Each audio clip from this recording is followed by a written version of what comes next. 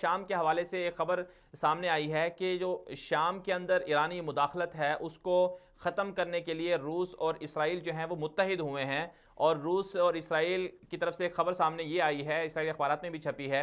کہ اگر ایران جو ہے وہ شام سے نکل جاتا ہے تو پھر ایران پر امریکی پابندیوں میں تخفیف کی جا سکتی ہے، کمی کی جا سکتی ہے۔ تو آپ کا کیا خیال ہے کہ شام سے ایران نکل سکتا ہے اور شامی جو خانہ جنگی ہے اس کا کوئی حل نکل آئے گا؟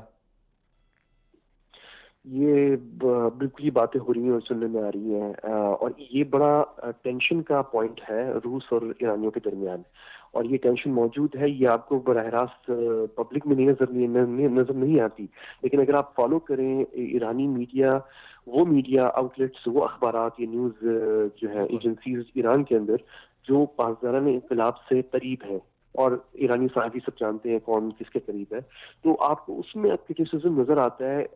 انڈائریکٹ کرٹیسزم روس کے اوپر اس معاملے پہ، جس کی طرف آپ نے بھی توجہ دلائی جی ہے۔ بالکل اس طرح یہ جا رہا ہے، اور یہ بالکل ممکن ہے۔ میں آپ کو روس کے بارے میں بس یہ بتا دوں کہ روس اپنے مفاد ہر ملک کرتا ہے، اور روس بھی اپنا مفاد شام میں پرسو کر رہا ہے، اور جو انہوں نے آبجیکٹو حاصل کرنا تھا روس نے وہ حاصل کر لیا ہے۔ اس کے اندر انہوں نے ایرانیوں کا خون اور ایرانیوں کا پیسہ بہایا ہے، اور بالکل اب جب حاصل کر لیا ہے انہوں نے اپنا مفاد، تو وہ یقیناً اسرائیل کے ساتھ مل کے وہ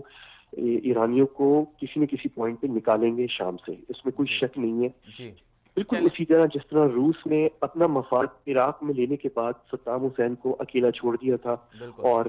امریکیوں کو اور انٹرنیشنل کوalition کو آزادی دے دی تھی کہ وہ جو کرنا چاہے کر لیں، جب ان کا اور مفاد کیا تھا روس کا عراق میں، کہ ہمیں صدام حسین کے جانے کے بعد کانٹریکٹس جو ری بلڈنگ کے ہوں گے عراق کے، وہ روس کو بھی ملنے چاہیے۔ امریکیوں نے اس کی ان کو کنفرمیشن کر بالکل دی کہ بالکل آپ کو ملیں گے، اور واقعی ایسا ہی ہوا کہ صدام حسین ختم ہونے کے بعد جو ہے روس کو اب حصہ دیا گیا ریکنسٹرکشن میں اور آئل کانٹریکٹس کے اندر عراق میں۔ تو جی یہ اب شام میں بھی یہ چیز نظر آ رہی ہے ہوتے ہوئے، ایرانیوں کے لیے قابل قبول نہیں ہے۔ آبویسلی اس کی ریزن بہت سمپل ہے، انہوں نے اتنا خون اتنا پیسہ بہایا ہے شام میں،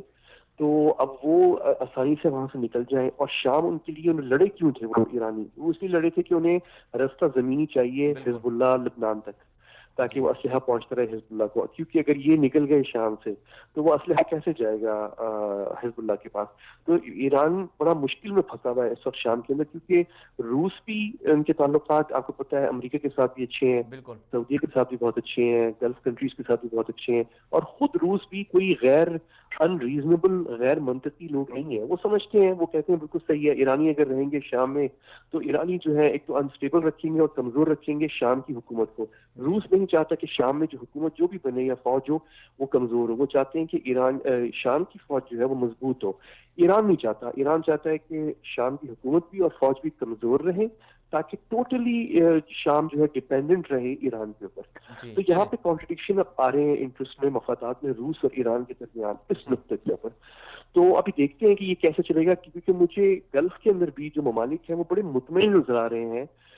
کہ شام کی جہاں روس خانہ کی جنگی ختم باتوں ہو کے جائے گی۔ اوپر۔ آپ کو پتہ ہے کہ محمد بن زائد اور محمد بن سلمان اور دوسرے جو سینئر لوگ ہیں گلف کے، وہ ماسکو کے دورے کر کے آئے ہیں اس سال میں، اور وہ بالکل خاصے مطمئن نظر آ رہے ہیں روس کے